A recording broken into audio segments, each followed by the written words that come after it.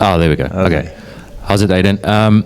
Just firstly, maybe on your own captaincy, we've seen, I don't know if you saw those stats going around that in ODI World Cups, T20 World Cups, and the youth ODIs, you've captained in 25 games and only lost one at World Cups. Probably don't want to speak about yourself too much, but just if you can tell us a bit about your captaincy and why you think those stats say what they say. Sure. Is this one on? Yeah. I don't know. Just really good teams around you, I suppose. Been very fortunate to lead some really strong teams. Great mix of some younger guys with a lot of experience in the older guys, and you feed off the senior guys in the team. You lean on them a lot, and they help guide you and lead you when you have a few doubts. And I think because of that and a really strong group of players over the years, we've developed that, and fortunately it reflects well. But yeah, it's definitely a reflection on the group as a whole. Aiden, you've had to change venues again, and obviously you've not been here. What kind of tactical adjustments do you think you'll have to make? Will it be closer to Ahmedabad in terms of what we're expecting from the pitch, and would we see that 11 come back?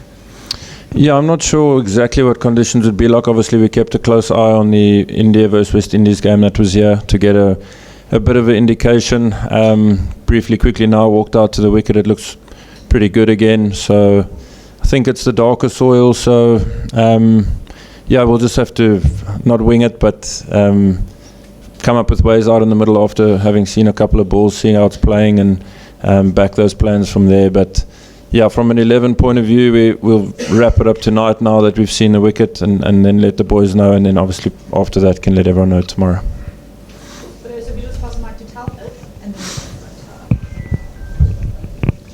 How's it, Aiden? You guys hammered these New Zealanders in the first time you played them in this tournament, and people might say, well, why aren't you simply going to do so again? Yeah, I wish cricket was that easy, eh? Quality team, New Zealand. They've have proved that over many years now, and we had a good run out against them in the group stages. But both teams have played a lot of cricket since then, and it's a completely fresh start tomorrow, and it being a semi-final, which is exciting as well. So I don't think it's as straightforward as just being able to repeat that again. A lot of variables in this game, but yeah, the boys are very excited for the opportunity to play in a semi-final against a good team like New Zealand, and we'll try to bring our best game to the front again. Aiden, just want to know about your batting a bit. Like when you're batting, like you have it's the best that we've seen you bat in T20s in this tournament. So when you're batting, is it easy or difficult to keep aside the identity of a captain? Does the batsman takes over the captain when you're batting? Yeah, it's meant to. It's something that I have fought with a lot over the years, the parking the captaincy and just being the batter while you're out there batting. But I think you as the captain always want to get the team over the line, and maybe because of that you don't put all your focus into actually just watching the ball and reacting and playing. But a little bit I've learned now from this World Cup and the more recent months is to make a proper effort to separate the two, and if you do your job as a batter for the team, ultimately it will contribute hopefully in a winning cause, and that's where I try to keep the focus. Hi, Aiden. So you've got a few recent memories here, some good, some bad, Eden Gardens. I just wanted to know how much did the Test series win here in India last November? How much did that contribute to the white ball confidence of this team? Yeah, it's a tricky one. Obviously, the guys that were involved in it, it's always a great effort to win a Test series here, and was awesome to be a part of that. There were obviously quite a few guys that weren't here as well that are part of this World Cup team, and I think for them it's maybe watching when they were back at home, knowing that cricket as a whole in South Africa is trending in a good direction, and they desperately want to be a part of something like that and have that opportunity now at the World Cup. So I think it does help from a confidence and a belief point of view, but the change in personnel, it's a strange one to try to answer. We'll take on this side.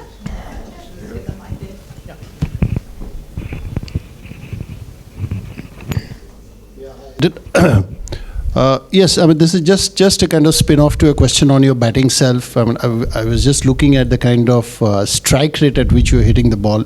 And, it said that there's a conscious change from, you used to be a stabilizing influence at 3 or 4, but now you're giving it the charge at the power play and, looking to finish the job, set the tempo by yourself. So a conscious decision over the last couple of World Cups, if you can just have a word on Yeah, that. it is. I mean, opening the batting now in T20 cricket, you don't really have a choice. You have to get on with things and take the game to the opposition and try to get the team off to a really strong power play, and that's pretty much what I've just tried to focus on. Not thinking massive numbers, not thinking anything besides the fact that try to win those first 6 overs, and then if you're still in from there, keep doing that, of course, keep trying to take the game on, but you can probably be a little bit smarter in that period after the power play. So yeah, you take it on. Sometimes it works, sometimes it doesn't. Sometimes it reflects and looks quite nice, and there'll be patches where it might not. But yeah, I think the approach itself has been a conscious one to really try to take the game on up front. I am Zafar from Sana 24/27. Yeah, the most exciting match of so far in this tournament was the match against Afghanistan. And New Zealand has that confidence that if Afghanistan can stretch you to 2 super overs, they can also stretch you anywhere. So what is your comment on this? Yeah, I suppose they're right. Afghanistan is a world-class team as well, and they were in the semi-finals in the previous edition. So any team can beat anyone at a World Cup, especially in this format as well. So, I mean, it takes 1 or 2 special performances, and that can be the game. So, anyone can beat anyone, like we've said from the start of this competition. And tomorrow we have an opportunity to play in a semi-final, and yeah, hopefully we can put a good game of cricket together. Hello, Mike. On paper, today you are one of the most favorite team in this tournament till now. And is there any pressure on that you are getting a good media coverage about your performance and everything? And you have been very good experience in India. You have traveled almost many parts of India and acquainted with the weather.